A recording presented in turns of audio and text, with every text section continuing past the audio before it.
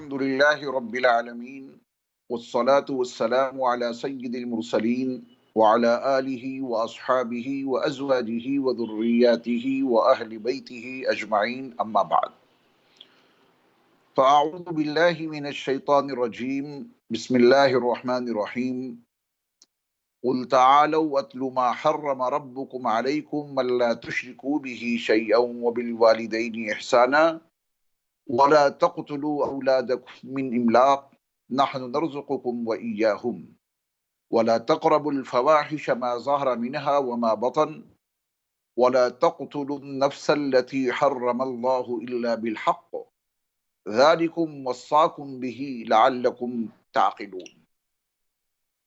حضرات ناظرین کرام، سامعین اعزام، السلام علیکم ورحمۃ اللہ وبرکاتہ۔ خلاصہ تراویح پروگرام کے ساتھ آپ کی خدمت میں حاضر ہوں۔ 8ویں پارے میں موجود سورہ الانعام کی آیت نمبر 151، 152 اور 153، ان 3 آیات کی بڑی اہمیت ہے۔ حضرت عبداللہ ابن عباس رضی اللہ تعالی عنہما فرماتے ہیں کہ جس شخص کی یہ تمنا ہو کہ وہ نبی کریم صلی اللہ علیہ وسلم کا وہ وصیت نامہ دیکھے جس پہ آپ علیہ السلام کی مہر لگی ہو، تو اس کو چاہیے کہ وہ ان 3 آیات کو دیکھے، ان کا مطالعہ کرے اور ان کو پڑھے۔ یعنی یہ 3 آیات اس قدر اہم ہیں، گویا براہ راست نبی کریم صلی اللہ علیہ وسلم کے پاس اللہ کی جانب سے یہ وصیت نامہ آیا اور نبی صلی اللہ علیہ وسلم نے یہ وصیت نامہ اپنی امت کے حوالے کیا۔ تو جو شخص نبی کریم صلی اللہ علیہ وسلم کا وہ وصیت نامہ پڑھنا چاہے، آپ علیہ السلام کا وہ وصیت نامہ دیکھنا چاہے جو نبی صلی اللہ علیہ وسلم کی مہر کے ساتھ وابستہ ہے، جس پر آپ علیہ السلام کی مہر لگی ہے، تو اسے چاہیے کہ وہ ان 3 آیات کو پڑھے، ان 3 آیات کا مطالعہ کرے۔ اللہ تعالیٰ نے ان 3 آیات میں 10 اہم باتیں اپنے بندوں کو بتائی ہیں، اور نبی صلی اللہ علیہ وسلم کو اس بات کا مکلف بنایا کہ آپ اپنی طرف سے یہ بات لوگوں کو بلا کر بتائیں اور ان کو سمجھائیں اور ان کو یہ وصیت کریں۔ قل، نبی صلی اللہ علیہ وسلم کو خطاب ہے۔ آیت نمبر 151 کا جو آغاز، سورۃ الانعام کی آیت نمبر 151 کا جو آغاز ہے وہ لفظ قل سے ہے، اور یہ دلیل خطابی ایک قوت اس کے ذریعہ پیدا ہوتی ہے۔ دلیل خطابی کی جو تقویت ہے وہ اہل فن سے پوشیدہ نہیں۔ تو اللہ تعالیٰ نے اپنے محبوب نبی صلی اللہ علیہ وسلم کو مخاطب کرتے ہوئے فرمایا، قل، میرے محبوب نبی آپ فرما دیجئے، تعالو، آؤ تم لوگ۔ اس میں نبی صلی اللہ علیہ وسلم نے دنیا کے تمام انسانوں کو مخاطب کیا، اور خاص طور پہ ان لوگوں کے جو آپ کے اولین مخاطبین تھے۔ قل تعالو، میرے محبوب نبی آپ فرما دیجئے اور آپ کہہ دیجئے، تعالو، اے لوگو تم میرے قریب آؤ، اتلو ما حرم ربکم علیکم، میں تمہارے سامنے تمہارے رب کی حرام کردہ چیزوں کو بیان کروں۔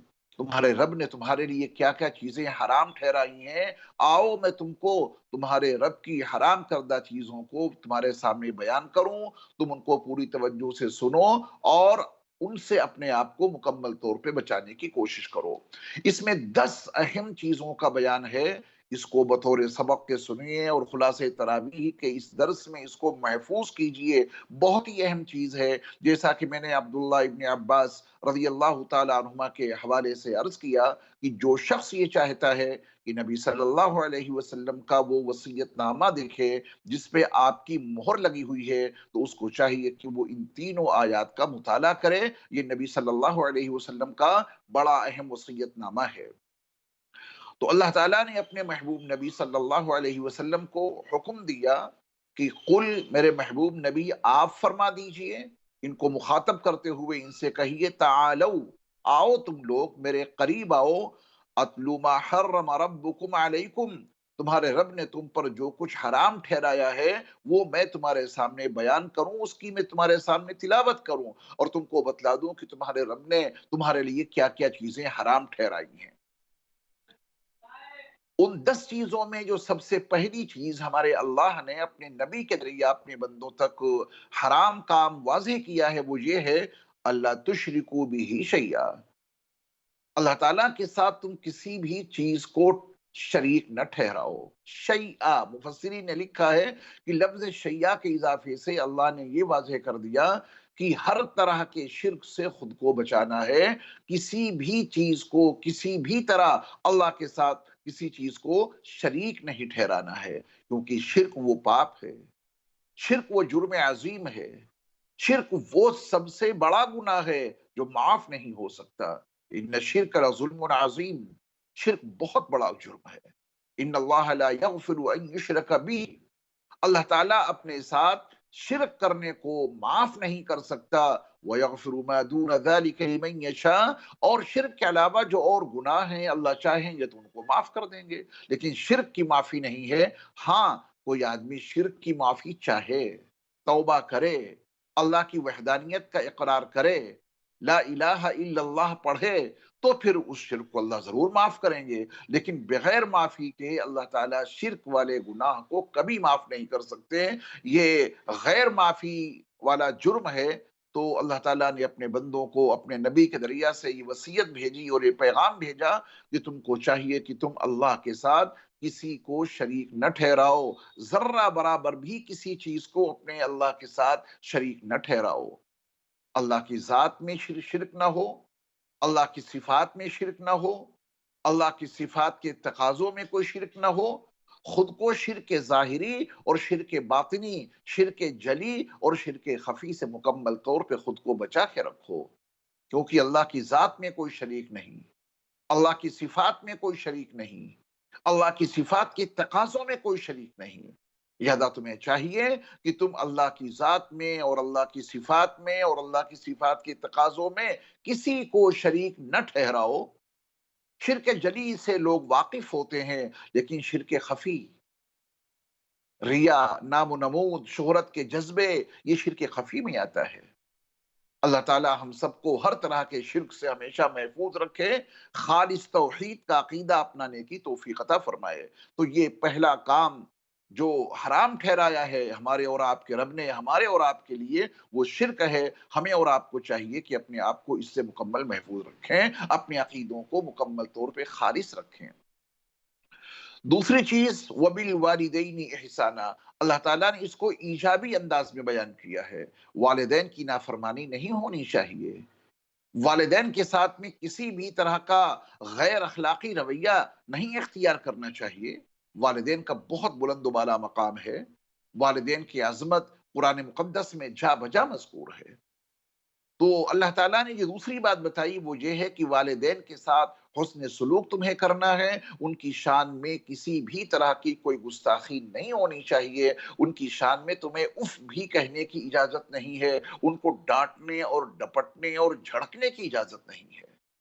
اپنے آپ کو ان کے سامنے بالکل بچھا کر رکھو، ان کے ایک اشارے پہ تم کو اطاعت کرنی چاہیے، ان کی خدمت میں کسی طرح کی کوئی کسر نہیں ہونی چاہیے، اور اللہ سے دعا بھی کرتے رہیں کہ اللہ ہمارے ماں باپ کے اوپر تو رحم فرما، وَقُلْ رَبِّ ارْحَمْهُمَا كَمَا رَبَّيَانِي صَغِيرًا، اے اللہ ایک وقت وہ تھا جب میں بالکل چھوٹا سا تھا، اپنا کوئی کام اپنے ہاتھ سے کرنے کے قابل نہیں تھا، اس وقت میرے باپ نے، میری ماں نے بڑی خدمت کی، والدین نے میری بڑی خدمت کی، بڑے رحم اور کرم کا معاملہ ان کا میرے ساتھ میں رہا۔ اے اللہ میرے بچپن میں جس طرح میرے والدین نے میرے ساتھ میں رحم اور کرم کا معاملہ فرمایا ہے، اے اللہ ایسے ہی اب آپ میرے والدین کے ساتھ میں رحم کا معاملہ فرمائیں۔ نبی کریم صلی اللہ علیہ وسلم نے ماں کی عظمت کو اجاگر کرتے ہوئے فرمایا کہ جنت ماں کے قدموں کے نیچے ہے، اور باپ کے تعلق سے آپ صلی اللہ علیہ وسلم نے فرمایا کہ جنت کا سب سے بہترین دروازہ باپ ہے، چاہو تو اس کی حفاظت کرو اور چاہو تو اس کو ضائع کرو۔ ایک موقع پر نبی کریم صلی اللہ علیہ وسلم جب مدینہ منورہ میں مسجد نبوی میں ممبر کے اوپر تشریف لے جا رہے تھے، جب آپ علیہ السلام نے پہلے درجے پہ قدم رکھا تو فرمایا آمین، اور جب آپ نے دوسرے درجے پہ قدم رکھا تو فرمایا آمین، اور جب آپ نے تیسرے درجے پہ قدم رکھا تو فرمایا آمین۔ صحابہ نے آپ علیہ السلام کے اس عمل کو دیکھ کر آپ علیہ السلام سے بعد میں پوچھا کہ یا رسول اللہ صلی اللہ علیہ وسلم، آج ہم لوگوں نے آپ سے ایک ایسی بات سنی، آپ کا ایک ایسا عمل دیکھا جو اس سے پہلے کبھی نہیں دیکھا۔ نبی صلی اللہ علیہ وسلم نے اس موقع پر وضاحت فرمائی تھی کہ جب میں نے پہلے درجے پہ قدم رکھا تھا تو جبریل امین نے کہا تھا کہ ہلاک و برباد ہو وہ شخص کہ جس کو رمضان کا مہینہ ملے اور پھر بھی اس کی مغفرت نہ ہو۔ تو میں نے کہا آمین۔ جب میں نے دوسرے درجے پہ قدم رکھا تو جبریل امین نے کہا تھا کہ ہلاک و برباد ہو وہ شخص کہ جس کے سامنے میرے نام کا تذکرہ ہو پھر بھی وہ مجھ پر درود نہ بھیجے۔ تو میں نے کہا آمین، اور جب میں نے تیسرے درجے پہ قدم رکھا تو جبریل امین نے کہا تھا کہ ہلاک و برباد ہو وہ شخص جس کو اس کے دونوں بوڑھے ماں باپ ملیں یا ان میں سے ایک، اور پھر بھی اس کو وہ جنت میں داخل نہ کرائیں۔ یعنی ماں باپ کی خدمت کر کے اس نے جنت حاصل نہیں کی، اس سے بڑا بدبخت انسان کون ہو سکتا ہے؟ جبریل امین کی بد دعا ہے اس کے لیے، اور نبی کریم صلی اللہ علیہ وسلم کی آمین ہے اس بد دعا پر۔ تو یہ دوسری بات ہے، وَبِالْوَالِدَيْنِ إِحْسَانًا، والدین کے ساتھ میں حسن سلوک کرو۔ تیسری وصیت یہ ہے، وَلَا تَقْتُلُوا أَوْلَادَكُم مِّنْ إِمْلَاقٍ، بھوک مری اور فاقہ مستی کے خوف سے اپنی اولاد کو قتل مت کرو۔ نبی کریم صلی اللہ علیہ وسلم جس ماحول میں، جس معاشرے میں، جس سماج میں مبعوث ہوئے تھے، اس میں دو طرح کی بیماریاں تھیں۔ لڑکیوں کو زندہ درگور کر دیا کرتے تھے اپنی ناک اونچی رکھنے کے لیے، اولاد کو قتل کر دیا کرتے تھے بھوک مری کے خوف سے۔ اگر یہ اولاد یوں ہی بڑھتی رہی، ان کو کھانا کون کھلائے گا؟ ان کے لیے کھانا کہاں سے آئے گا؟ ان کے لیے روزی کا انتظام کہاں سے ہوگا؟ اللہ تعالیٰ نے یہ تیسری وصیت فرمائی، وَلَا تَقْتُلُوا أَوْلَادَكُم مِّنْ إِمْلَاقٍ، تم اپنی اولاد کو بھوک مری کے ڈر سے قتل نہ کرو۔ اللہ نے اس کی وجہ بھی بتائی، نَحْنُ نَرْزُقُكُمْ وَإِيَّاهُمْ، ہم تمہیں روزی دیتے ہیں، ہم تمہیں کھلاتے پلاتے ہیں۔ جو نئی نسل دنیا میں آئے گی، جو تمہارے بچے دنیا میں آئیں گے، ان کو بھی ہم ہی کھلائیں گے۔ تم اپنے وجود پہ تو غور کرو، جب تم دنیا میں آئے تھے تو اپنے ساتھ کیا لائے تھے؟ جب دنیا میں آئے تھے تو تن بدن پر کپڑے کا ایک چیتھڑا بھی نہیں تھا۔ جب دنیا میں آئے تھے تو اپنے ساتھ کھانے پینے کا کوئی راشن لائے تھے؟ جب دنیا میں آئے تھے تو اپنے ساتھ میں کسی مکان کی چابی لے کر کے آئے تھے؟ جب دنیا میں آئے تھے تو کسی جگہ کی رجسٹری لے کر کے آئے تھے، بینامہ لے کے آئے تھے؟ جب تم دنیا میں آئے تھے تو تمہارے ساتھ کچھ بھی نہیں تھا، لیکن وہ اللہ جو کسی مخلوق کو پیدا بعد میں کرتا ہے، اس کی غذا کا انتظام پہلے کر دیتا ہے۔ وہ اللہ تمہیں کھلاتا ہے، ان کو بھی اللہ ہی کھلائے گا جو پیدا ہوں گے۔ اس لیے اپنی اولاد کو بھوک مری کے ڈر سے قتل مت کرو، ان کو ہرگز ہرگز قتل مت کرو۔ جو دنیا میں آ رہا ہے اسے آنے دو، اس کا قتل جائز نہیں، یہ قتل ناحق ہے جو بہت بڑا جرم ہے۔ اور کبھی اپنے ذہن میں یہ بات مت لانا کہ ان کو کھانا کہاں سے ملے گا، ان کو روزی کہاں سے ملے گی۔ نحن نرزقکم وإیاہم، ہم تمہیں کھلاتے پلاتے ہیں اور ہم ہی ان کو بھی کھلائیں پلائیں گے، یہ اللہ تعالیٰ نے وعدہ کیا ہے۔ چنانچہ آپ دیکھیں کہ پہلے پیداوار کی رفتار یقیناً بہت کم تھی، لیکن اس روئے زمین پر جیسے جیسے انسانوں کی نسل کی افزائش ہو رہی ہے، جیسے جیسے نسل انسانی ترقی کر رہی ہے، اسی قدر اللہ تعالیٰ روزی میں، غذاؤں میں کس قدر اضافہ فرما رہے ہیں اور کس طریقے سے غذاؤں میں ترقی ہو رہی ہے۔ پہلے ایک بیگھے کی زمین میں بہت کم پیداوار ہوتی تھی، گیہوں کی اور دیگر فصلیں بہت کم ہوتی تھی، لیکن آج اسی تھوڑی سی جگہ میں بہت زیادہ پیداوار ہو رہی ہے۔ پہلے لوگوں کو فروٹس اور غذائیں اتنی نہیں مل پاتی تھیں جتنی آج کے دور میں مل رہی ہیں۔ تو یہ اللہ تعالیٰ کا کرشمہ ہے، اللہ تعالیٰ کی قدرت کا مظاہرہ ہے کہ اللہ تعالیٰ غذاؤں کا انتظام اپنے بندوں کے لیے اور اپنی ساری مخلوق کے لیے خود کرتے ہیں، کیونکہ روزی کا ذمہ دنیا کے انسانوں کے لیے اللہ نے رکھا ہی نہیں ہے، بلکہ یہ ذمہ خود اللہ نے لیا ہے۔ وَمَا مِن دَابَّةٍ فِي الْأَرْضِ إِلَّا عَلَى اللَّهِ رِزْقُهَا، اس روئے زمین پر جو بھی جاندار ہے اس کی روزی صرف اللہ کے ذمہ ہے۔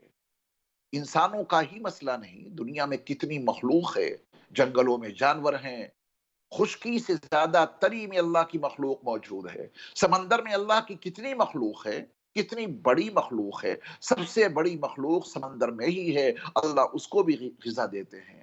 چھوٹی سی چھوٹی مخلوق ہو، بڑی سے بڑی مخلوق ہو، سب کا رزاق اکیلے اللہ ہے، سب کو روزی دینے والے اکیلے اللہ ہیں۔ وَمَا مِن دَابَّةٍ فِي الْأَرْضِ إِلَّا عَلَى اللَّهِ رِزْقُهَا۔ اس لیے انسانوں کو اللہ نے اس بات سے آگاہ کیا کہ تم اپنے ذہنوں سے اس بات کو نکال دو کہ تم اپنی اولاد کو کھلاتے پلاتے ہو، تم اپنی اولاد کے لیے غذا اور روزی کو پیدا کرتے ہو، اپنی اولاد کے لیے روزی کو تم نہیں پیدا کرتے بلکہ روزی کا پیدا کرنے والا اللہ ہے۔ اسباب کے درجے میں تم ضرور ہاتھ پیر مارتے ہو اور اللہ تعالیٰ اسباب کے درجے میں تم کو وہ روزی فراہم کر دیتا ہے جو تمہارے لیے بھی کافی ہوتی ہے، تمہاری اولاد کے لیے بھی وہی روزی عطا کرے گا۔ اس لیے بھوک مری کے ڈر اور بھوک مری کے خوف سے اپنی اولاد کو قتل نہ کرو۔ اس کے بعد اللہ تعالیٰ کا فرمان ہے وَلَا تَقْرَبُوا الْفَوَاحِشَ مَا ظَهَرَ مِنْهَا وَمَا بَطَنَ۔ اللہ تعالیٰ نے یہ چوتھی بات بتائی کہ تم برے کاموں کے قریب نہ جاؤ۔ یہ بڑی اہم وصیت ہے۔ حرام کام جو اللہ تعالیٰ نے اس کے اندر بیان کیے ہیں، وہ وَلَا تَقْرَبُوا الْفَوَاحِشَ، تم برے کاموں کے قریب تک نہ جاؤ۔ برا کام کرنا تو درکنار، برے کام کو عملی طور پہ برپا کرنا تو بہت دور کی بات ہے۔ وَلَا تَقْرَبُوا الْفَوَاحِشَ، جو بڑے فحش کام ہیں، برے کام ہیں، تم ان کے قریب بھی مت جاؤ۔ ما ظہر منہا وما بطن، یہ برے کام دو طرح کے ہوتے ہیں، کچھ تو کھلم کھلا اور کچھ پوشیدہ طور پہ انسان ان برے کاموں کو انجام دیتا ہے۔ دونوں طرح کی برائیوں سے اللہ نے دور رہنے کا حکم دیا ہے۔ ما ظہر منہا، قتل، لوٹ مار، چوری اور دیگر برے کام، یہ سب ما ظہرہ میں آتے ہیں۔ وما بطن میں حسد، کسی کے پاس کوئی نعمت دیکھی اور دل میں جلن پیدا ہو گئی، وہ نعمت جو اس کے پاس ہے وہ مجھے ملے یا نہ ملے مگر اس کے پاس نہیں رہنی چاہیے، وہ نعمت اس کے پاس سے ضائع ہو جائے، وہ نعمت اس کے پاس سے چھن جائے، یہ حسد ہے، حسد۔ اور یہ حسد ایک ایسی برائی ہے، باطنی برا کام ہے جس کی وجہ سے اپنی نیکیاں، اپنے نیک اعمال کا جتنا ثواب ہوتا ہے، جو ہم اچھے اچھے کام کرتے ہیں اس کا جو ہمیں اجر ملتا ہے، اس حسد کی وجہ سے وہ سارا کا سارا اجر، اس حسد کی بیماری کی وجہ سے وہ سارا کا سارا ثواب ایسے ہی ضائع ہو جاتا ہے، خاکستر ہو جاتا ہے، جیسے کہ آگ لکڑی کو جلا کے خاکستر بنا دیتی ہے۔ اچھا خاصا فرنیچر ہے، عمدہ قسم کی لکڑی کا کوئی کام بنا ہوا ہے، اس میں آگ لگا دی جائے، وہ آگ جس طرح اس لکڑی کو جلا کے خاک بنا دیتی ہے، وہ آگ جس طرح اس لکڑی کو خاکستر بنا دیتی ہے، اسی طرح یہ حسد نیکیوں کو جلا کے خاک کر دیتا ہے۔ حسد یہ اللہ کے ساتھ میں جنگ ہے، اور جو انسان اللہ کے ساتھ میں جنگ کرے آپ بتائیں وہ کبھی کامیاب ہو سکتا ہے؟ اسی طریقے سے کوئی اور اندر بیماری موجود ہے، عناد ہے، حسد ہے، تکبر ہے، اپنے آپ کو انسان اپنے من میں بہت بڑا سمجھتا ہے، خودرائی ہے، اپنے آپ کو بہت اچھا سمجھتا ہے، یہ تمام وہ بیماریاں ہیں جو انسان کے باطن میں ہوتی ہیں۔ تو اللہ تعالیٰ نے دونوں طرح کے برے کاموں سے بچنے کا حکم دیا ہے۔ جو فحش کام ہیں ظاہر میں، ان سے بھی اپنے آپ کو بچاؤ، ان کے بھی قریب نہ جاؤ، اور جو باطنی بیماریاں ہیں، جو روحانی بیماریاں ہیں، جیسے حسد ہے، ریا، نام و نمود اور شہرت کے جذبے جو دلوں کی گہرائیوں میں کروٹیں لیتے ہیں، اور بھی جو اندرونی بیماریاں ہیں، ان سے بھی اپنے آپ کو بچا کر رکھنا ہے۔ وَلَا تَقْرَبُوا الْفَوَاحِشَ مَا ظَهَرَ مِنْهَا وَمَا بَطَنَ، یہ چوتھا کام جس سے اللہ تعالیٰ نے ہمیں اور آپ کو منع کیا۔ پانچواں کام وَلَا تَقْتُلُوا النَّفْسَ الَّتِي حَرَّمَ اللَّهُ إِلَّا بِالْحَقِّ، کسی بھی انسان کو ناحق قتل مت کرنا۔ یہ ناحق قتل اللہ تعالیٰ کے یہاں بہت ہی برا کام ہے اللہ کے نزدیک۔ قرآن نے تو یہاں تک واضح کر دیا کہ اگر کسی انسان نے کسی ایک انسان کو ناحق قتل کیا تو سچی بات یہ ہے کہ اس نے ایک انسان کو نہیں بلکہ پوری انسانیت کو، تمام انسانوں کو قتل کر دیا۔ فَكَأَنَّمَا قَتَلَ النَّاسَ جَمِيعًا، گویا کہ اس نے تمام انسانوں کو قتل کر دیا۔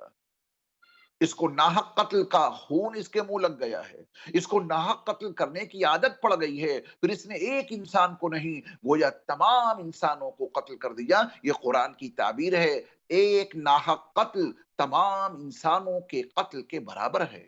لیکن اگر کوئی شخص ایک انسان کے لیے زندگی کے اسباب فراہم کر دے، ومن احیاہا، ایک انسان کے لیے کوئی شخص زندگی کے اسباب فراہم کر دے۔ آج جس ماحول سے ہم اور آپ گزر رہے ہیں یہ بڑا نازک ماحول ہے، آپ کے ذریعہ کسی انسان کو زندگی کے اسباب فراہم ہو جائیں۔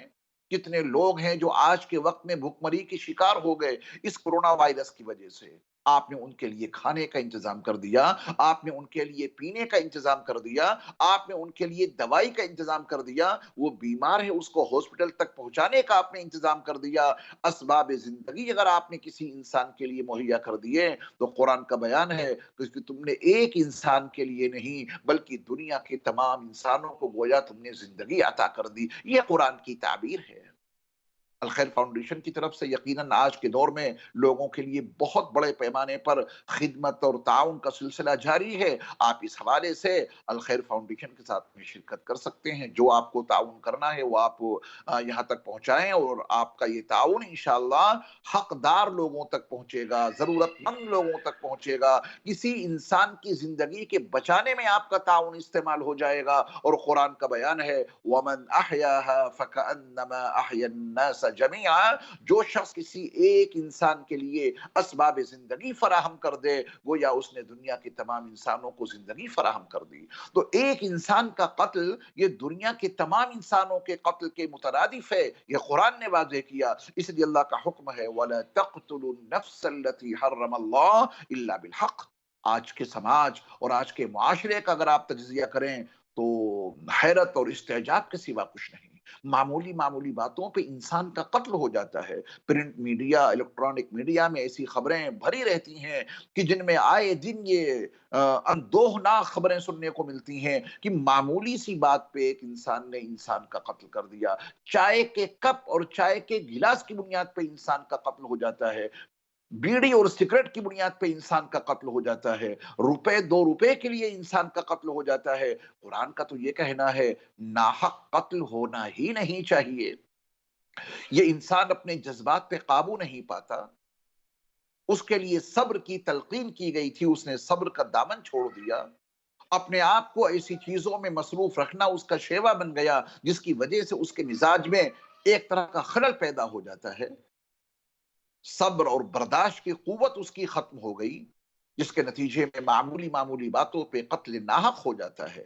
صبر اور برداشت کی قوت اپنے اندر پیدا کیجئے، لوگوں کو معاف کرنے کی عادت اپنے اندر ڈالیے، انشاءاللہ قتل ناحق سے ہمارا سماج اور ہمارا معاشرہ پاک رہے گا۔ یہ پانچویں وصیت ہے وَلَا تَقْتُلُوا النَّفْسَ الَّتِي حَرَّمَ اللَّهُ إِلَّا بِالْحَقِّ۔ اللہ نے جس کو حرام ٹھہرایا ہے، جس کے قتل کو اللہ نے حرام ٹھہرایا ہے اسے قتل نہیں کر سکتے الا بالحق، ہاں جس پر قتل کا مقدمہ لگے اور پھر دلائل اور شواہد سے اس کا قتل ثابت ہو جائے، یا اور جرائم ہیں جس کی سزا قتل ہے۔ یہ ایک انسان، عام انسان اور ایک عام شہری کا کام نہیں ہے، یہ حکومتوں کے کام ہیں، عدالتوں کے کام ہیں، منصف اور ججوں کے کام ہیں۔ وہ قانونی نقطہ نظر سے جس کے لیے قتل کا فیصلہ سنائے اس کو حکومت اپنے تئیں عملی جامہ پہنائے گی۔ انسان اور سماج کے افراد کو، معاشرے کے لوگوں کو آپس میں کسی بنیاد پر ایک دوسرے کا قتل کرنا بالکل حرام ہے۔ ہاں جس کے لیے سزائے موت عدالت ثابت کر دے، دلائل اور شواہد کی بنیاد پہ اس پہ وہ جرم ثابت ہو جائے کہ اس ملک میں اس جرم کی بنیاد پہ قتل کی سزا ہے، تو عدالت کا کام ہے، حکومت کا کام ہے، اس کو وہ سزائے موت دے گی۔ ہمیں اور آپ کو یا دنیا کے کسی بھی عام انسان کو اس بات کی قطعی اجازت نہیں ہے کہ اپنے تئیں کوئی جرم طے کر کے اور کسی انسان کو اپنے ہاتھوں سے مار ڈالیں۔ قرآن نے اس کو قتل ناحق ٹھہرایا ہے اور یہ حرام کام ہے۔ اللہ ہم سب کی اس کی حفاظت فرمائے۔ ذالکم وصاکم بہ لعلکم تعقلون، اللہ تم کو اس کی وصیت کرتا ہے۔ میں نے عرض کیا کہ یہ وصیت ہے جو اللہ کی طرف سے حضرت محمد صلی اللہ علیہ وسلم کے پاس آئی، اور حضرت محمد صلی اللہ علیہ وسلم نے یہ وصیت اپنی امت کے حوالے کی۔ اسی وجہ سے حضرت عبداللہ ابن عباس رضی اللہ تعالیٰ عنہما فرماتے ہیں کہ جس شخص کی یہ تمنا ہو کہ وہ نبی صلی اللہ علیہ وسلم کا وہ वसीयत नामा देखे जिस वसीयत नामे पर नबी आखिरुज़्ज़मा हज़रत मोहम्मद सल्लल्लाहु अलैहि वसल्लम की मोहर साबित है, आप अलैहिस्सलातु वस्सलाम की मोहर उसके ऊपर लगी है, तो उसको चाहिए कि वो सूरतुल अनआम की इन 3 आयतों को पढ़े। आयत नंबर 151, आयत नंबर 152, आयत नंबर 153, इसमें अल्लाह ताला ने बहुत वाज़ेह तौर पर ऐसे मज़ामीन बयान किए हैं। और उसके बाद अल्लाह ताला ने हमें और आपको इसमें जो वजाहतें की हैं, जो मज़ामीन बयान किए हैं, उनको याद करें। इस आयत में यानी आयत नंबर 151 में ये 5 वसीयतें आपने समाअत की कुरान के हवाले से और नबी सल्लल्लाहु अलैहि वसल्लम की वसीयतनामे के हवाले से। ज़ालिकुम वस्साकुम बिही लअल्लकुम ताक़िलून, ये वो वसीयत है जो अल्लाह तुम्हें कर रहे हैं ताकि तुम्हें समझ आ जाए, ताकि तुम्हें अक्ल आ जाए। इन 5 वसीयतों को जो आयत नंबर 151 में सूरह अल अनआम की आयत नंबर 151 में जो 5 वसीयतें हैं, उनको एक मर्तबा फिर देखें। पहली वसीयत, अल्लाह के साथ किसी को शरीक नहीं ठहराना है। दूसरी वसीयत, वालिदैन के साथ में हुस्न सलूक करना है। तीसरी वसीयत, औलाद को भूखमरी के खौफ से कत्ल नहीं करना है। अल्लाह तुम्हें खिलाता पिलाता है, अल्लाह ही तुम्हारी औलाद को भी खिलाएगा और पिलाएगा। और चौथी वसीयत है कि किसी भी बुरे काम के करीब न जाएं, वो बुरा काम जाहिर का हो या बातिन का हो। जाहिर में जो बुरे काम हैं उनके भी करीब मत जाओ, जो बातिन में बुरे काम हैं जिसकी मैंने चंद मिसालें दी आपको, उनसे भी अपने आप को दूर रखो। फुहश कामों के करीब भी नहीं जाना है। और पांचवी वसीयत ये है, किसी इंसान का नाहक कत्ल नहीं होना चाहिए, किसी भी इंसान को नाहक कत्ल मत करो। ये 5 वसीयतें आयत नंबर 151 में मौजूद हैं। और ये वसीयत है तुम्हारे लिए तुम्हारे अल्लाह की, और ये वसीयत तुम्हारे पास तुम्हारे नबी के हवाले से पहुंची है। और ये वसीयत तुम्हारे पास आई इसलिए है ताकि तुम्हें अक्ल आ जाए। ये बेअक्ली के काम है, निहायत बेवकूफी और हिमाकत के काम है।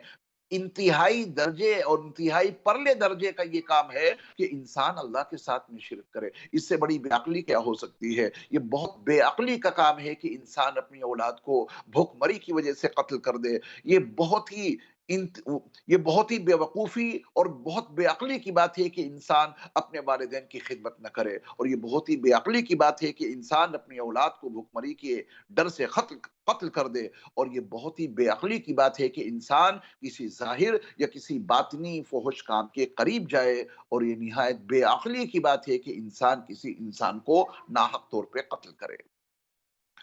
उसके बाद अल्लाह ताला ने आयत नंबर 152 में 4 वसीयतें और की हैं। और आयत नंबर 153 में 10वीं वसीयत मौजूद है। तो आयत नंबर 152 की 4 वसीयतें और समाअत फरमाएं। अल्लाह ताला का फरमान है, वला तक़रबू मालल यतीम इल्ला बिल्लती हिय अहसन हत्ता यबलुगा अशुद्दह। यतीम वो जिसके वालिद उसके बालिग होने से पहले पहले अल्लाह को प्यारे हो जाएं। एक बच्चा है, अभी बालिग नहीं हो सका, नाबालिग है, मासूम सा बच्चा है, उसके बालिग होने से पहले पहले अगर किसी उसके वालिद का इंतकाल हो गया, तो ऐसे बच्चे को यतीम कहा जाता है। जाहिर बात है कि वो भी हद बुलूग को नहीं पहुंचा, उसको अपने नफा और नुकसान का शऊर नहीं है। और वालिद के इंतकाल पर, उसके वालिद के मरने पर उसने जो कुछ भी वरसा और तरका छोड़ा है उसके वालिद ने, वो इस यतीम बच्चे के पास है। उसको अपने शऊर और अपने एहसास नहीं है उसको इतना कि वो अपने माल का तहफ़्फ़ुज़ कर सके। छोटे होने की वजह से वो अपने सारे माल का तहफ़्फ़ुज़ भी नहीं कर सकता। उसको ये भी नहीं मालूम कि उसके वालिद ने कितना माल छोड़ा है, कहाँ रखा है और उसको कैसे महफ़ूज़ किया जा सकता है और उस माल से कैसे इंतिफ़ा किया जा सकता है, कैसे फ़ायदा उठाया जा सकता है। वो बच्चा अपनी कम उम्री की वजह से इन हक़ाइक़ से नाआशना है। तो अल्लाह उसके मुतल्लिक़ीन को, उसके अइज़्ज़ा अक़रबा को इस बात का पाबंद बना रहे हैं कि वला तक़रबू मालल यतीम, जो यतीम का माल है उसके करीब भी मत जाना, उसके माल को हड़पने की कोशिश मत करना। वो मासूम सा बच्चा है, वो यतीम बच्चा है, उसके सर पर तो तुम्हारे दस्त शफ़क़त की ज़रूरत थी। नबी अलैहिस्सलातु वस्सलाम ने तो खुशख़बरी सुनाई है कि जो शख़्स किसी यतीम के सर पर شفقت کے ساتھ میں، پیار محبت کے ساتھ میں ہاتھ رکھے تو اس کے ہاتھ کے نیچے اس یتیم کے سر کے جتنے بال آئیں گے اتنے بالوں کے برابر اللہ اس کو نیکیاں عطا فرمائے گا، اس کو اتنا ثواب عطا فرمائیں گے۔ تو یتیم کے ساتھ میں شفقت کا معاملہ کرنا یہ مطلوب ہے، یتیم کے ساتھ میں اچھا برتاؤ کرنا یہ ہم سے اور آپ سے مطلوب بھی ہے اور یہ محمود بھی ہے، بہت اچھا کام ہے۔ لیکن کچھ لوگ یتیم کی یتیمی سے فائدہ اٹھانا چاہتے ہیں، ابھی اس بچے کو اپنے مال کے تحفظ یا اس سے فائدہ اٹھانے کے طریقے نہیں معلوم ہیں، جو اعزاء اقربا ہیں، قریبی متعلقین ہیں، اس یتیم کے مال کو ہڑپ کر جاتے ہیں، اس یتیم کے مال کے اوپر قبضہ کر لیتے ہیں۔ یہ بہت بڑا گناہ ہے۔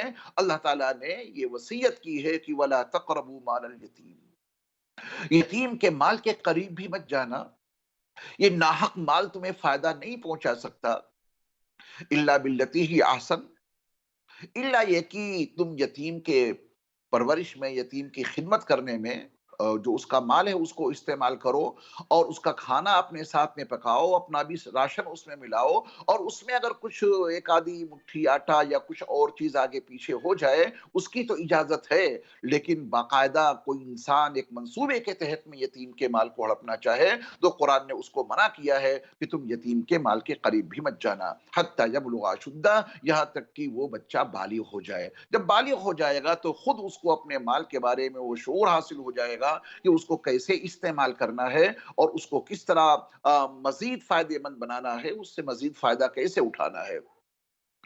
اس کے بعد اللہ تعالیٰ نے اس آیت میں ایک وصیت یہ کی وَأَوْفُوا الْكَيْلَ وَالْمِيزَانَ بِالْقِسْطِ، جو بھی تم سامان کا آپس میں لین دین کرتے ہو اس میں دو طریقے ہوتے ہیں، کچھ سامان تو ناپ تول کے ذریعہ تم آپس میں ایک دوسرے کے ساتھ میں لین دین کرتے ہو ناپ کے ذریعہ، اور کچھ سامان ایسے ہیں کہ ان کا لین دین تول کے ذریعہ سے ہوتا ہے، اس کو تولا اس کا وزن کر کے تم آپس میں معاملے کو طے کرتے ہو، تو وہ چیزیں ناپ کر لی جاتی ہوں دی جاتی ہوں یا ان چیزوں کو تولا جاتا ہو، تول کے آپس میں معاملہ کرتے ہو، اللہ نے دونوں چیزوں میں ہمیں اور آپ کو اس کا پابند بنایا ہے، یہ وصیت کی ہے کہ ناپ تول بھی پوری کرو، ناپ کو پورا پورا رکھو، اگر کوئی پیمانہ ہے تمہارے پاس تو اس پیمانے کو مکمل طور پہ اس طرح دو جو دینے کا حق بنتا ہے، کسی بھی طرح اس ناپنے میں کوئی کمی نہیں ہونی چاہیے، اور جو چیز تول کر دیتے ہو اس تول میں بھی وزن میں کوئی کمی نہیں ہونی چاہیے۔ اللہ نے اس کا ہمیں اور آپ کو مکلف بنایا ہے اور یہ وصیت کی ہے کہ جو چیزیں ناپ کے آپس میں لیتے دیتے ہو وہ ناپ پوری کرو، جو تول کے آپس میں معاملات طے کرتے ہو، تول کے لیتے دیتے ہو، اس تول میں بھی ڈنڈی نہیں مارنی، وزن کم نہیں ہونا چاہیے۔ لا نکلف نفسا الا وسعها، اللہ کا فرمان ہے ہم کسی بھی شخص کو اس کی سقط سے زیادہ مکلف ہی نہیں بناتے۔ ہم اپنے بندوں کو جو کام بتاتے ہیں، اپنے بندوں کو جس کام کی وصیت کرتے ہیں، اپنے بندوں کو جس کام کا مکلف بناتے ہیں، ان بندوں میں اس کام کے کرنے کی سقط اور صلاحیت موجود ہوتی ہے۔ اللہ تعالیٰ کسی بھی نفس کو اس کی طاقت سے زیادہ مکلف ہی نہیں بناتے، یعنی اللہ تعالیٰ نے یہ جملہ فرما کے ہمیں اور آپ کو آگاہ کر دیا کہ تمہیں جو یہ وصیتیں کی جا رہی ہیں، تم کو ان اعمال کا جو مکلف بنایا جا رہا ہے، تم کو ان حرام کاموں سے بچنے کی جو تلقین کی جا رہی ہے، ایسا نہیں کہ تم ان سے اپنے آپ کو بچا نہ سکو، یہ کام وہ نہیں ہے جو تم کر نہ سکو، یہ تمہاری سخت کے اندر موجود ہے، یہ تمہاری استطاعت میں موجود ہے۔ اللہ نے تمہارے اندر وہ صلاحیت رکھی ہے کہ اگر چاہو تو اللہ کی ان وصیتوں کو عملی طور پہ اپنی زندگیوں میں برپا کر سکتے ہو۔ اللہ کسی بھی شخص کو اس کی طاقت سے زیادہ مکلف نہیں بناتے۔ اس کے بعد اللہ تعالیٰ نے یہ وصیت کی وَإِذَا قُلْتُمْ فَعْدِلُوا وَلَوْ كَانَ ذَا قُرْبَى، جب بات چیت کرو تو اس میں عدل کو برقرار رکھو، جب کوئی بات کرو تو اس میں انصاف برقرار رہنا چاہیے، اگرچہ وہ تمہارا قریبی رشتہ دار کیوں نہ ہو۔ جب کوئی بات کہو تو تمہاری گفتگو کا ہر حصہ عدل و انصاف پر مبنی ہونا چاہیے۔ اللہ تعالیٰ تمہیں اس بات کا مکلف بناتا ہے کہ تمہاری بات میں کسی کی ناجائز حمایت شامل نہ ہو۔ اگر تمہارے اپنے کسی قریبی کی کوئی بات تمہیں کہنی ہے، اپنے قریب رشتہ دار کے بارے میں تمہیں کوئی بیان دینا ہے، تو اس قریبی رشتہ دار کی رشتہ داری، اس انسان کی قربت تم کو ناحق بولنے پر آمادہ نہ کر دے۔ کبھی کوئی گفتگو ایسی مت کرنا جو کسی کی حمایت میں ناجائز ہو جائے، کسی کی حمایت میں ناقابل اعتبار ہو شرعی نقطہ نظر سے۔ اس لیے جب بھی کبھی گفتگو کرو اپنی زبان کو بہت احتیاط کے ساتھ میں استعمال کرو، کیونکہ تمہارے اعمال بھی اللہ کے ہاں لکھے جا رہے ہیں اور تمہارے اقوال بھی لکھے جا رہے ہیں۔ اگر تم اچھے بول بولو گے اللہ تمہیں بولنے پر ثواب عطا کریں گے۔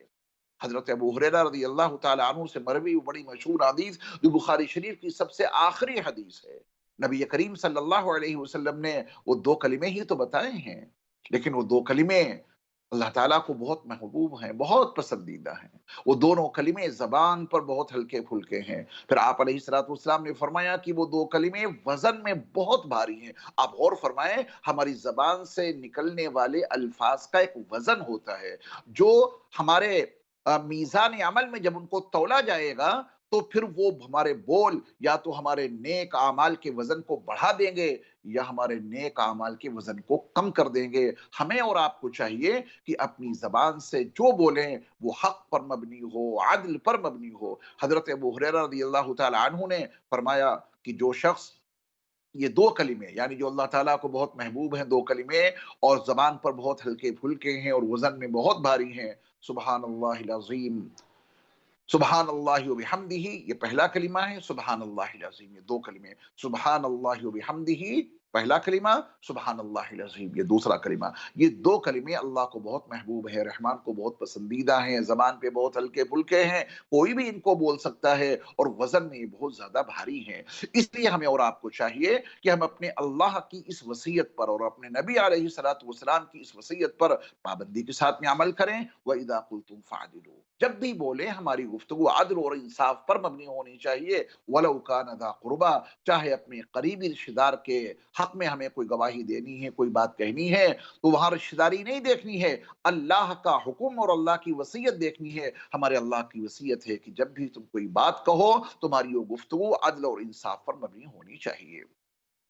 چوتھی وصیت یہ ہے کہ وَبِعَهْدِ اللَّهِ أَوْفُوا، وَبِعَهْدِ اللَّهِ أَوْفُوا، جو اللہ کا عہد ہے اسے پورا کرو۔ تم نے اللہ سے عہد کیا ہے کہ اے اللہ ہم آپ کو اپنا رب مانتے ہیں، اللہ سے معاہدہ کیا ہے کہ آپ ہمارے معبود ہیں، اللہ سے معاہدہ کیا ہے ہم آپ کے علاوہ کسی اور کی عبادت نہیں کریں گے، اللہ سے عہد لیا ہے کہ آپ ہی ہمارے رب ہیں، حضرت محمد صلی اللہ علیہ وسلم اللہ کے رسول ہیں۔ اللہ سے جتنے بھی ہم نے معاہدے کیے، آمنت باللہ وملائکتہ وکتبہ ورسلہ والیوم الآخر والقدر خیرہ وشرہ من اللہ تعالی والبعث بعد الموت، غرض یہ کہ جو ایمانیات کے جتنے شعبے ہیں ان کے تقاضوں کو عملی طور پہ پورا کرنا ہے، اللہ کو بیچ میں ڈال کے کوئی عہد کیا ہے اس عہد کو بھی پورا کرنا ہے۔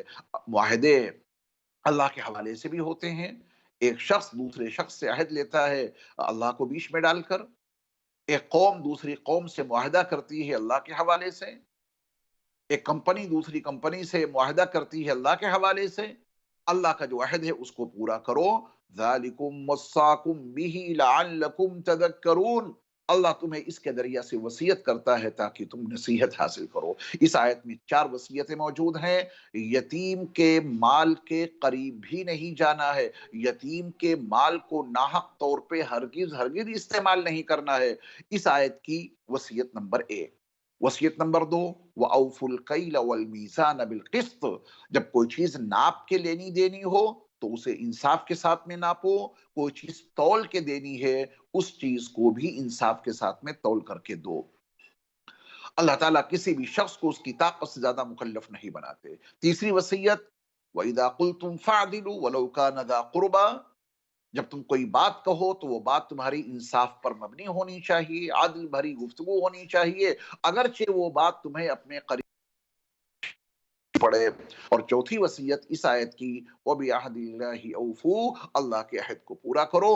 ذَلِكُمْ وَصَّاكُمْ بِهِ، یہ اللہ تمہیں اس کے ذریعہ سے وصیت کرتا ہے، لَعَلَّكُمْ تَذَكَّرُونَ، تاکہ تم یاد रखने वाले बन जाओ, लअल्लकुम तज़क्करून। तज़कीरी तौर पे अल्लाह ताला ने ये 4 वसीयतें इसके अंदर बयान फरमाई। आयत नंबर 151 सूरतुल अनआम की आयत नंबर 151 में 5 वसीयतें और आयत नंबर 152 में 4 वसीयतें। 5 और 4 9 वसीयतें हो गई।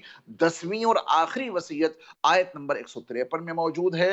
अल्लाह का फरमान है, व अन्न हादा सिराती मुस्तकीमन फत्तबिऊह वला तत्तबिउस सुबुल फतफर्रक़ बिकुम अन सबीलिह। और हकीकत ये है कि ये मेरा रास्ता सीधा रास्ता है। ये मेरा रास्ता जो कुरान ने बताया है, ये मेरा रास्ता जो नबी ने वाज़ेह किया है, यही सीधा रास्ता है। फत्तबिऊह, तो तुम्हें चाहिए कि इसी सीधे रास्ते पर चलो, इसी सीधे रास्ते की इत्तिबा करो, इसी सीधे रास्ते पर चलते रहो। यही कुरान और हदीस की वो शाहराह है जो तुम्हारे लिए अल्लाह ने वाज़ेह कर दी है।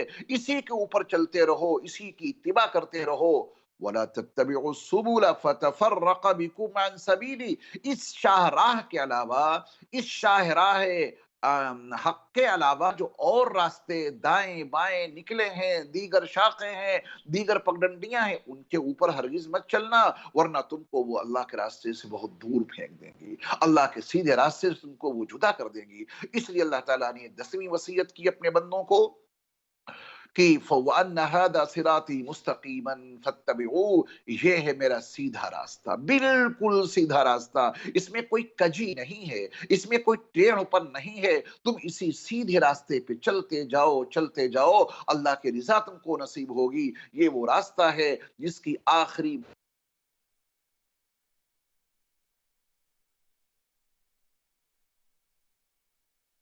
इसके ऊपर चलते रहो और जन्नत में दाखिल हो जाओ। पर चलते हो, अल्लाह की रिजा को हासिल कर लो, अपने नबी अलैहिस्सलाम की शफाअत को हासिल कर लो। व अन्न हादा सिराती मुस्तकीमन, ये है मेरा सीधा रास्ता, बिल्कुल सीधा रास्ता। फत्तबिऊ, तो तुमको चाहिए कि तुम इसी की इत्तिबा करो, इसी सिरात मुस्तकीम पर चलो। वला तत्तबिउ सुबुला, जो और दाएं बाएं की पगडंडियां हैं, जो और दाएं बाएं के रास्ते हैं, उनकी इत्तिबा हरगिज मत करना, उनके ऊपर कदम मत रखना। फतफर्रक़ बिकुम अन सबीली, अगर तुम दाएं बाएं रास्तों पर चलने की कोशिश करोगे, उनके ऊपर चलोगे, तो ये दाएं बाएं के रास्ते तुमको अल्लाह के सीधे रास्ते से जुदा कर देंगे। ज़ालिकुम वस्साकुम बिही, अल्लाह तुम्हें इसकी वसीयत करता है, लअल्लकुम तत्तकून, ताकि तुम्हारे अंदर तकवा पैदा हो जाए। अगर तुम इन वसीयतों के ऊपर अमल कर लोगे, इन वसीयतों को अमली जामा पहनाओगे, अल्लाह के सीधे रास्ते के ऊपर चलोगे, तुम्हारे अंदर तकवा पैदा हो जाएगा। और जो इंसान मुत्तकी बन जाए, जन्नत है ही उसके लिए। वसारिउ इला मगफिरतिन मिन रब्बिकुम व जन्नतिन अर्दुहा अस्समावातु वल अर्द उइद्दत लिल मुत्तकीन, वो जन्नत मुत्तकियों के लिए ही तो बनाई गई है। इसलिए हमें और आपको चाहिए कि इन 10 वसीयतों को अपने जहन में महफूज करें। अल्लाह के नबी अलैहिस्सलातु वस्सलाम की जानिब से ये वो 10 वसीयतें हैं जिस पर हमारे नबी अलैहिस्सलातु वस्सलाम की मोहर लगी हुई है। अल्लाह ताला हम सबको इसकी तौफीक अता फरमाए। और सूरतुल अनफाल जो 9वें पारे में है, उसमें अल्लाह ताला ने कुफार मक्का और मुशरिकीन मक्का की एक बद्दुआ का तज़किरा किया है। काश अपने लिए वो बद्दुआ न देकर अपने अल्लाह से हिदायत की दुआ मांग लेते, आप यकीन जानिए अल्लाह उनको हिदायत से नवाज देता। लेकिन उनकी बद्दुआ सुनिए, अल्लाह उनकी बद्दुआ को नकल करते हुए कह रहा है कि वइज़ क़ालुल्लाहुम्मा इन कान हाज़ा हुवल हक़्क़ मिन इंदिक फ़अम्तिर अलैना हिजारतम मिनस समा औ इतिना बिअज़ाबिन अलीम। वो मौका याद करने के काबिल है जब इन मुशरिकीन मक्का ने कहा था कि अल्लाह, अगर ये दीन जो हजरत मोहम्मद सल्लल्लाहु अलैहि वसल्लम लाए हैं हक है, ये कुरान अगर आपकी तरफ से हक है, फ़अम्तिर अलैना हिजारतम मिनस समा, तो आप हमारे ऊपर आसमान से पत्थरों की बारिश कर दीजिए। अब इतिना बिअज़ाबिन अलीम, या हमारे ऊपर दर्दनाक अज़ाब नाज़िल कर दीजिए। काश ये लोग अपने से अल्लाह से अपने लिए हिदायत तलब कर लेते, अल्लाह उनको हिदायत से माला माल कर देता। काश ये लोग अपने अल्लाह से सिरात मुस्तकीम तलब करते, अल्लाह उनको सिरात मुस्तकीम पर गामजन कर देता। ला इलाहा इल्लल्लाह मुहम्मदुर रसूलुल्लाह सल्लल्लाहु अलैहि वसल्लम पढ़ने को उनको तौफीक अता कर देता। लेकिन आप देखें हकीकत से कितने दूर जा गिरे ये लोग, अपने हक में अपने अल्लाह से ये बद्दुआ कर रहे हैं कि अगर दीन मोहम्मदी बरहक है तो ए अल्लाह हमारे ऊपर आसमान से पत्थरों की बारिश नाजिल कर दीजिए, हमारे ऊपर कोई दर्दनाक अजाब नाजिल कर दीजिए। अल्लाह ने उसके जवाब में फरमाया कि वमा कान अल्लाहु लियुअज़्ज़िबहुम व अंत फीहिम میرے محبوب آپ ان کے درمیان موجود ہوں، اللہ ان کو عذاب نہیں دے گا۔ اللہ نے آپ کو رحمت للعالمین بنا کر کے بھیجا ہے، آپ کی موجودگی میں اگر ان کے اوپر عذاب آ گیا تو لوگ آپ کی رحمت للعالمینی پر انگشت نمائی کریں گے۔ یہ کیسے رحمت للعالمین ہیں کہ ان کے موجود رہتے ہوئے ان کے اوپر عذاب آ گیا۔ کروڑوں درود و سلام ہو اللہ کے آخری نبی صلی اللہ علیہ وسلم پر، آپ کی موجودگی کی برکت سے اللہ نے ان کو عذاب سے محفوظ رکھا۔ وما كان اللہ معذبہم وہم یستغفرون، اور اللہ ان کو عذاب اس حال میں بھی نہیں دے گا کہ یہ استغفار کرتے رہیں۔ یہ استغفار کا عمل ان کے ہاں جاری تھا، طواف کے دوران غفرانک غفرانک کہا کرتے تھے، تو اللہ تعالیٰ نے استغفار کی یہ خاصیت رکھی ہے کہ استغفار کی برکت سے اللہ عذاب سے محفوظ رکھتے ہیں۔ دوسرے یہ کہ حضرت محمد صلی اللہ علیہ وسلم کی موجودگی، حضرت محمد صلی اللہ علیہ وسلم کا وجود مبارک ان لوگوں کو عذاب سے بچائے ہوئے تھا۔ علماء نے لکھا ہے کہ آج کے دور میں بے شک نبی کریم صلی اللہ علیہ وسلم کا وجود مبارک اور آپ کی ذات گرامی ہمارے درمیان میں موجود نہیں ہے، لیکن آپ کی سنتیں ہمارے اور آپ کے درمیان میں موجود ہیں۔ جو امت اپنے نبی کی سنتوں پر عمل کرتی رہے، گویا نبی علیہ الصلوۃ والسلام سنتوں کے حوالے سے اس امت کے درمیان میں موجود ہیں۔ جو لوگ اپنے نبی کی سنتوں پر عمل کرتے ہیں، اللہ اپنے نبی کی سنتوں پر عمل کرنے کی برکت سے ان کو عذاب سے محفوظ رکھے گا۔ نبی کی ذات نہیں ہے تو نبی کی سنتیں تو ہیں۔ اللہ ہم سب کو عمل کی توفیق عطا فرمائے۔ پھر انشاءاللہ کل آپ سے ملاقات ہوگی خلاصہ تراویح پروگرام میں۔ جب تک کے لیے اجازت۔ السلام علیکم ورحمۃ اللہ وبرکاتہ۔